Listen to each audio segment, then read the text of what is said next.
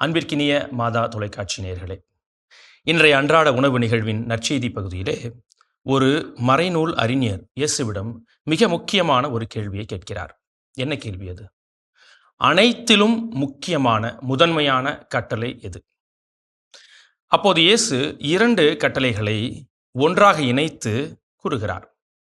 முழு இதயத்தோடும், முழு உள்ளத்தோடும், முழு மனத்தோடும், முழு ஆற்றலோடும் கடவுளை அன்பு கூர்வாயாக.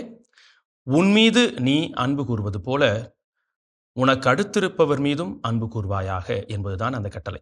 நம்பிக்கையாளர் வாழ்க்கையின் மையம் அன்பு என்பதே இயேசு இங்கே கூற விளைவது. பல நேரங்களில் நாம் சமய வாழ்க்கையை வெறும் சடங்குகளாக மாற்றிவிடுகிறோம். ஜெபம் ஜெபிக்கிறோம், திருப்பலிக்கு வருகிறோம், நோன்பு இருக்கிறோம். ஆனால் நம் இதயத்தில் அன்பு இல்லையெனில் அவை வெறும் வெளிப்புற தோற்றமே, வெளிப்புற செயலே. அதனால்தான் அந்த மறைநூல் அறிஞர் அன்பு செலுத்துவது எல்லா வழிகளையும் விட மேலானது என்று கூறுகிறார். இதை கேட்ட இயேசு, நீர் இறையாட்சி நின்று வெகு தொலைவில் இல்லை என்று பாராட்டுகிறார். அன்பர்களே, கடவுளை நாம் பார்க்க முடியாது, யாருமே பார்த்ததும் கிடையாது. ஆனால் நமக்கு அருகில் இருக்கும் மனிதரை பார்க்க முடிகிறது.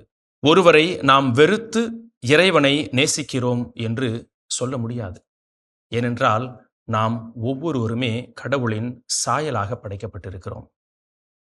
இன்று குடும்பங்களில், சமுதாயத்தில், திரு அவையிலும் கூட அன்பின் தட்டுப்பாடு மிக அதிகமாக நிலவுகிறது. அவரவர் வாழ்க்கையை பார்த்துவிட்டு செல்கிறார்கள். பரிவு, கருணை, இரக்கம் என்கிற ஒரு நிலைப்பாட்டுக்கே இடமில்லாத ஒரு சூழலாக அமைந்திருக்கிறது. பயனற்ற சிறிய காரியங்களுக்காக பிரிவு, கோபம், பழிவாங்குதல், பேசாமை, இன்றைய சூழலில் இவை அதிகமாகி இருக்கின்றன. ஆனால் இயேசு நம்மை அன்பின் வழிக்கே அழைக்கிறார். அன்பு என்பது வெறும் உணர்ச்சி அல்ல. அன்பு என்பது ஒரு தீர்மானம். மன்னிப்பது, புரிந்து கொள்வது, உதவுவது, மற்றவரை மதிப்பது, இவையே உண்மையான அன்பின் அடையாளங்கள். இன்றைய கேள்வி, என் வாழ்க்கையில் அன்பு உண்மையிலேயே இருக்கிறதா? நான் கடவுளை நேசிப்பது, மனிதரை நேசிப்பதின் மூலம் காட்டுகிறேனா?